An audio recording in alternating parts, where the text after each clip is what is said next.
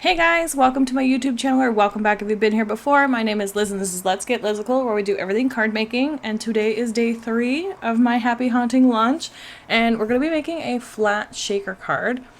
I bought these pouches from Amazon a long time ago. The pouches themselves are labeled as 4x6 pouches, but the actual bag measures 4 1/4 plus maybe a 1/16. And then I think the full length of it is 6 or just over 6 inches. So it's perfect for an A2 size card. You do still have to trim your matting layer that you're putting inside the pouch down by about a 1/16 of an inch, just so it's not so tight. So when you do put it in the bag, don't do it at 4 1/4, do it at 4 1/4 minus a sliver. Just cut a sliver off just so that you can put it in there and it's like a nice tight fit. 4 1/4 itself will not fit. So you need that little extra little bit off, which is not a problem. It fits on the card base pretty perfectly. It's even maybe slightly bigger, very little. Like I said, it's probably about a 1/16 of an inch bigger, which doesn't bother me at all. It's not enough to make or break it. And 200 of the pouches in the package that I got, and I'm pretty sure it was around $15-$20, I want to say. I don't 100% remember. I'll try to find it. I bought them off Amazon, but I will try to link it down below, and if I can find it again. And again, you'll get 200 pouches, so you can do 200 flat shaker cards, and super easy to do. Again, just cut your panel to 4 1/4 by 5 1/2 like you normally do, and then just cut a very small sliver off the 4 1/4 inch width to make it fit into the pouch, and it works great. I think a company recently came out with their own pouches that do the same. I saw a video the other day from, I think it was Charlene Madrid, her channel, and she had bought them from a stamping company, but you can probably get these on Amazon cheaper, so I would probably, go with that option. But then again, you might not want 200 of them sitting around because it's going to take a lifetime to go through them, which is fine. Again, I just like to buy things that are cheap and in bulk. So the bags were easy enough to get, and again, now I have 200 of them, so I can make lots. I could even donate some bags if I wanted to, with giveaways and whatnot. I do have a few giveaways of things that need to get out of my craft room, of just some extra stuff, but I'll leave that for a bit later. And we'll likely only do it for Canadian residents, just because of the current situation with the US and duties and whatnot. That's just, it's annoying.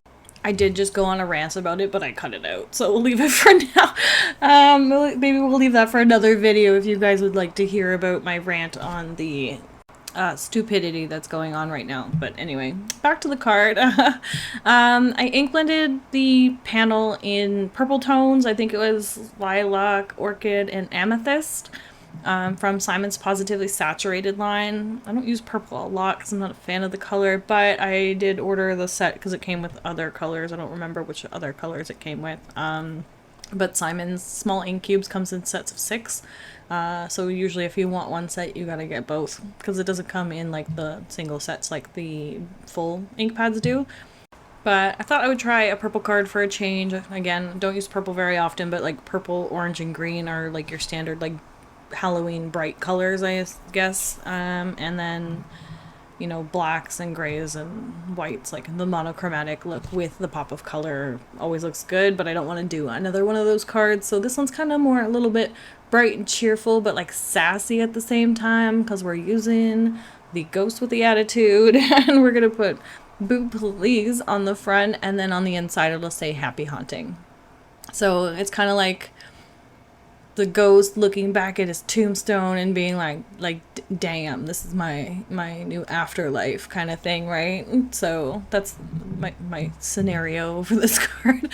And I messed up on the first ghost. I put way too many dots on it. I like to add a couple of dots sometimes on things just to add a little bit of texture, and I went a little too dot happy on that one.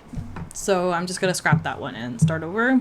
And it's a ghost, so there's very little coloring on this, so it didn't really matter. On this card, I am going to go back and forth between coloring and then stamping, coloring, stamping, coloring, stamping, because I was just kind of making this up as I went. I kind of had like a gist of what I wanted to do, so I definitely wanted to use the tombstone, the boo please, and this ghost, but I didn't know what else to add, and I realized I had not yet used the pumpkins from the set, so I wanted to use those today and show you how those look, which are great as always. I absolutely love these cute little pumpkins, especially with like the little skeleton face on it. It's my favorite. And this goes with attitude, also my favorite in the set. And yeah, so I'm just gonna go back and forth between coloring and stamping and keep adding things here and there. Like I'm stamping the pumpkin now, but then I'm gonna also add the little skull because I haven't used that yet either, and I wanted to kind of put that at the base of the tombstone, which is kind of the purpose I had for it originally anyway. It would be like really cute to do like the tombstone scene and then do a bunch of like a pile of these skulls at the base. Like you could do a bunch facing either way. You'll have to mirror stamp some of them if you want them facing the other way, obviously, but that goes with anything you want facing the other way. You can do that with the tombstone as well if you don't want them all like facing like more skewed to the right the way the image is. You could like mirror stamp them and then have them opposite so they don't look all exactly the same. But again, like a bunch of these in the background also wouldn't bother me, so do whatever pleases you and whatever makes you happy, you know. Do you as always, and just, you know, have fun creating, especially with the set, because it's so much fun. I love the set so much. And I know that sounds kind of like conceited and everything, but you know, you gotta love what you do, and like I'm doing it for a purpose, right? Like I feel like something like this was missing in the market, which is why I created the set, and I'm obviously going to use it because I love it so much because I created it. And you know, there's things that I love that other people create, obviously, but there's also things that like I create that I love, so you know, it makes it easier for me to do things that I know I need and I know other people will like, or hope other people will like. I've already had, you know, quite a bit of positive feedback on this set, and I know a lot of people like making Halloween cards, and I know I've mentioned this a million times, but I never saw a point in making Halloween cards. Before, I was just like, I don't know. I'm more of a Christmas card girly. I love making Christmas cards. I make tons of them every year, especially because my mom buys a ton of them off of me, and my sister and stuff, so I make sure I at least have enough for them and myself, and that's it. But like, it's still like over 100 cards that I need to make. I do a few other orders here and there.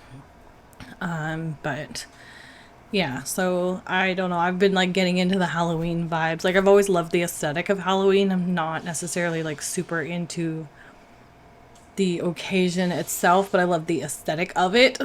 Like I'm in my late 30s, so not trick-or-treating or anything anymore. I have gone to a few adult Halloween parties over the years, but not many. It's not really my jam, but again, like I love the aesthetic of Halloween, so designing this stamp set was fun, plus the Merry Creepmas stamp set I had, so it's kind of like a mixture of it. It's very, you know, very much my aesthetic. And if you've, you know, seen the tattoos on my wrist, like you can tell it's my aesthetic. But anyway, so I picked out some shaker bits from my stash. I was going to use these doodlebug ones, and I was going to pick out all the pumpkins and the moons, and I was like, you know what, I don't want to pick them all out because then I won't have them if I want them for another card. So I end up using these, I think they're sugar glitz discs from Studio Katya, which is no longer in business, but I think Trinity Stamps might have something similar. I'll try to find something online. Most of my viewers are in the US, so I tend to link things to the US, but if you're in Canada and want me to send you a link to something, just message me down below and then I can try to find something in Canada for you.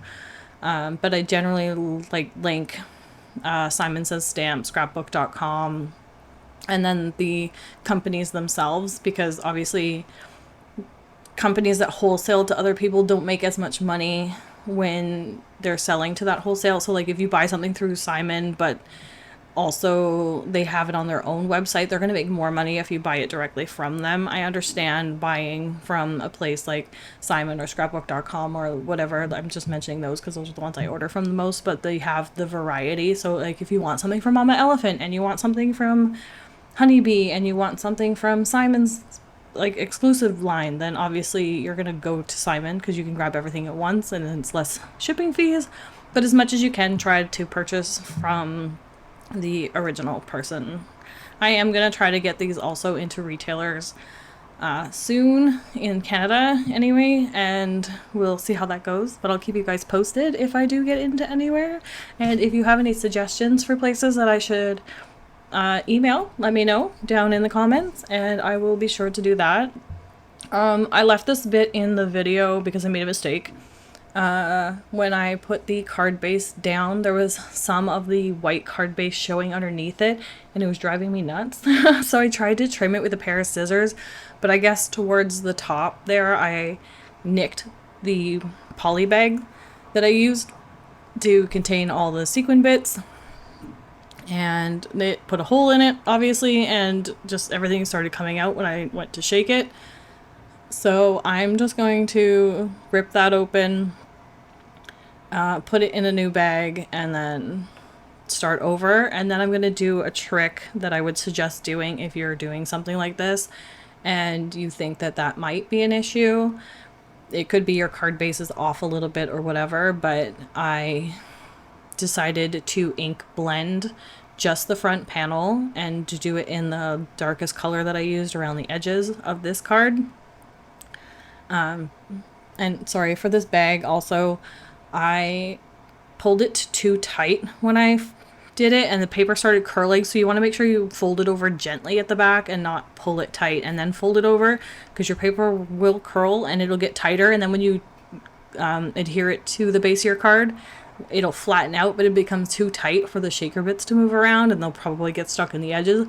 I find that even these flat shakers, like, things get stuck in the edges somehow and it's just like a bag, you know? I don't get it, but it still drives me nuts sometimes, which is what I don't love about these flat shakers, is that even the normal shakers, like, these things get stuck, but even on the flat shakers I'm having that issue sometimes. So it's just don't pull the poly bags too tight or you'll end up with that issue. And then here I am just ink blending around the edges, just a very little bit on the front, just in case there's a little bit of white peeping through. I just want it to not have any white. So if it's purple, it blends it with the background, and if it's there, we'll just leave it so that I don't try to trim it again, because I don't want it to mess up the card. So that's our shaker. Now I'm going to play around with placement here. I've played around with it a few times in this video, but I was having, you know, a hard time trying to like lay everything out the way I wanted it to. And then I was like, the pumpkin's kind of, you know, bold and orange, and it's the only orange thing on the card, so I wasn't sure if I should include it. I could have done it in like a white pumpkin instead, maybe, if I wanted to make it more tonal, but then there was too much white on the card because the ghost is white, the skull is white. I don't know. I like it. It's just a little bit of, like, it's a pop of color, right? Let me know what you guys think about that too. Do you like that I did the pumpkin in orange? Should I have done it in a different color? Maybe grays even? I don't know. Like, maybe it would have blended in with the tombstone, you know? Sometimes there's dilemmas. And that was mine for this card.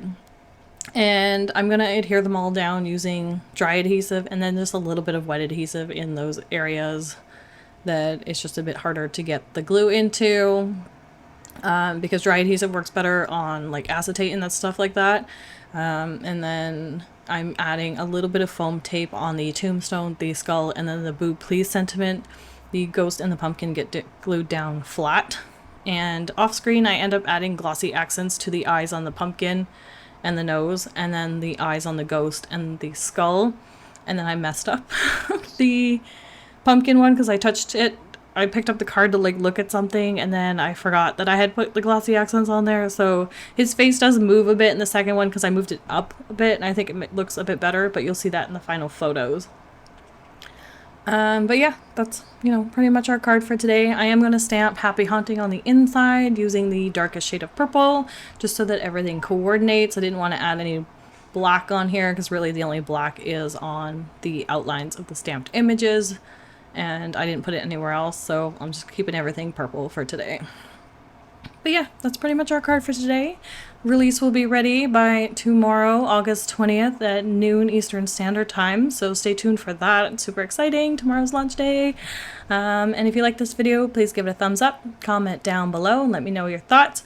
If you're not already subscribed to my channel, please subscribe because I'd love to have you here, and hit that notification bell so you don't miss any future content or launches or whatever. And until tomorrow, I will see you guys then. Thanks. Bye.